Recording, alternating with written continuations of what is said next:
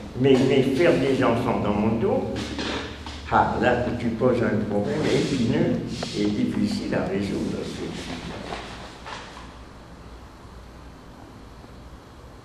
Je ne sais pas quel est votre avis.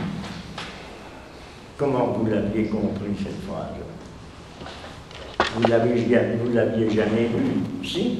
Non? La phrase, la phrase de Deleuze où il dit, et quand je lis un auteur, en substance, mais l'expression est exacte, quand je lis un auteur, il m'arrive de leur faire un enfant dans le dos. Comme il a fait à Leibniz également, par exemple, avec le pli, etc. Mais c'est ça. Mais avec Nietzsche, au contraire, c'est autre chose. Avec Nietzsche, c'est lui qui vous envahit. Ah, donc, tu aurais peut-être raison en disant que faire des enfants dans le dos, ça serait de sédoniser la personne, mais ça me semble bizarre. Faire beaucoup de Nietzscheens. Hein? Faire beaucoup de Nietzscheens.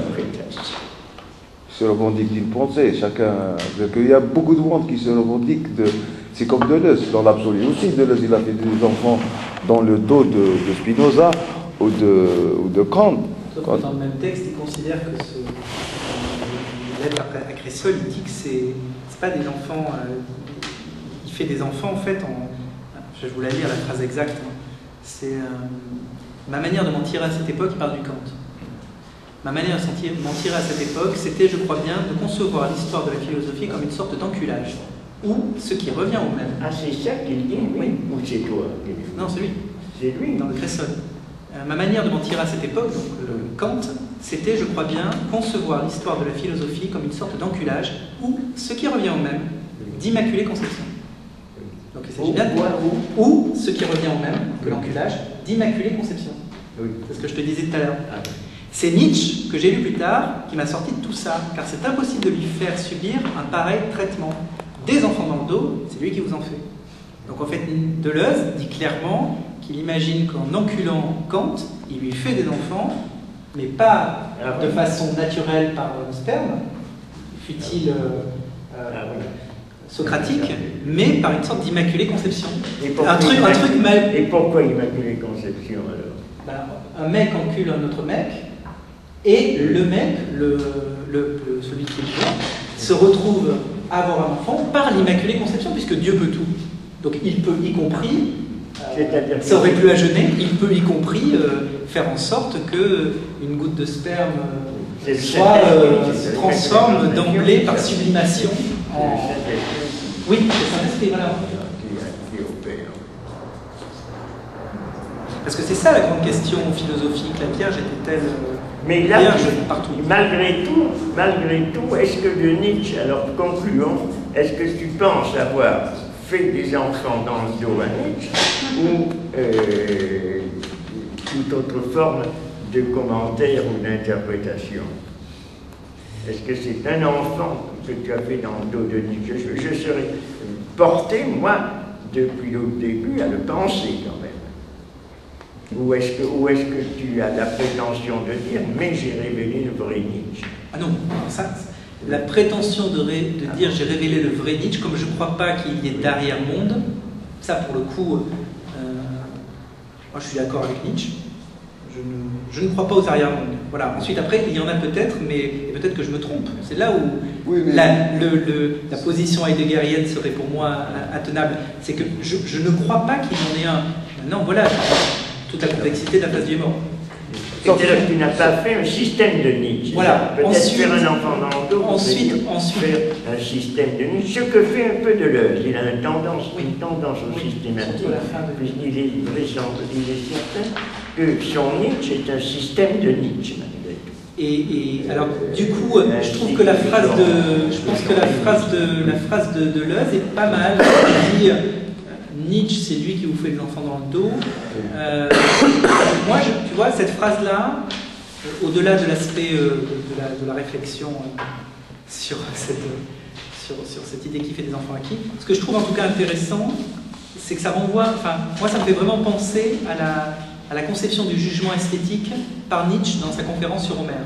C'est-à-dire cette idée que, est-ce que cet auteur anonyme qui s'est fait appeler Homer alors que ce n'était pas son vrai nom, qui a accepté de prendre le nom de quelqu'un qui lui ne s'appelait pas, enfin qui lui s'appelait vraiment Homer, et qui a disparu dans la nuit des temps, mais qui n'a laissé que des fragments, d'une certaine manière, qui a fait des enfants dans le dos à qui?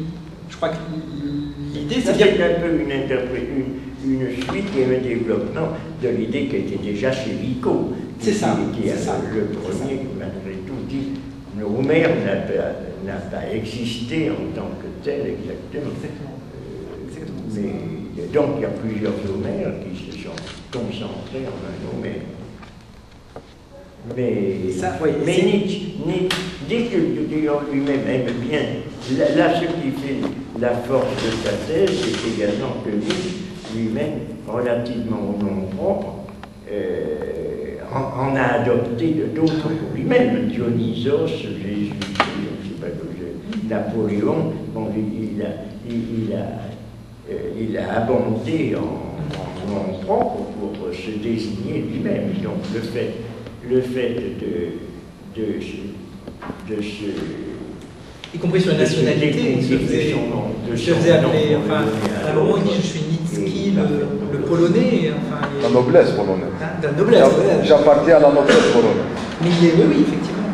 Non, Stéphane, juste par rapport au derrière monde, et là, par rapport à nous, les jurés, nous les jurys non officiels, il y a une sorte de paradoxe. Hein. On peut discuter sur ça. C'est que Nietzsche n'était pas démocrate. Pourquoi il n'était pas démocrate? Alors, il ne peut pas être démocrate parce qu'il ne croit pas au pouvoir des masses. Un démocrate, quand il prend la parole, il y a des masses populaires. C'est la même chose qu'un Mussolini ou un Hitler. Il n'était ni démocrate, ni fasciste. Est-ce que tu comprends ce que je veux dire, Nietzsche? Je fais référence à la remarque de Stéphane. Nous, les démocrates, nous, on est derrière le monde. Derrière monde, ça veut dire que quand vous avez introduit votre soutenance à notre égard, vous nous avez placés dans une position de démocrate. C'est la vraie démocratie. Je me souviens, on est d'accord. Sauf que Nietzsche n'a jamais été démocrate parce qu'il ne peut pas être démocrate. Nietzsche, il est anarchiste. Voilà. Tu vois, parce que c'est vrai, parce qu'il ne croit pas, parce qu'il croit pas. C'est un monde de veaux, les démocrates. Si je suis démocrate, je prends le micro, il y a la masse populaire, je fais un discours. C'est là où moi je trouve. Enfin, c'est une question très complexe. Puis je pense pas qu'on la résoudra. Enfin, qu'on peut la développer, la résoudre. La phrase. C'est ça. Mais en 2 minutes. Mais par contre, une question, c'est que moi là où je te suivrai pas, c'est dans cette idée de définir la démocratie comme le pouvoir de la masse. C'est bien le problème, c'est que la démocratie n'est pas forcément le pouvoir de la masse. Le terme de masse en lui-même veut bien dire quelque chose de particulier. Déjà dans masse, est-ce que tu rentres ou non les citoyens, le lumpen prolétariat, est-ce que tu le différencies ou pas? Si tu le différencies, dans ce cas-là, si tu différencies les citoyens du lumpen prolétariat, dans ce cas-là, tu peux tout à fait dire que Nietzsche est une forme de démocrate. Il suffit simplement qu'il détermine qui fera partie des citoyens, qui est suffisamment haut pour pouvoir mettre en place un cadre démocratique. Voilà, par exemple, une démocratie en France, ce n'est pas une masse. La démocratie française, c'est un nombre d'individus clairement identifiés, ceux qui ont le droit de vote, qui, effectivement, font peut-être une masse, mais dont sont exclus les enfants, les handicapés mentaux, ceux qui ne sont pas inscrits, etc.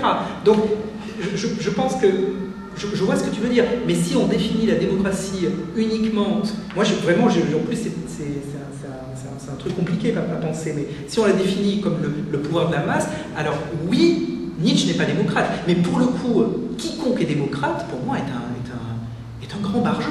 Wow. Parce que si on imagine qu'une masse peut gouverner, être gouvernée, sous-gouvernée, la notion de masse même, en elle-même, pour le coup, c'est un mot qui me semble tellement apolitique. Enfin, je résume. Voilà, je te donne un résumé. Il n'était pas assez démocrate pour devenir fasciste.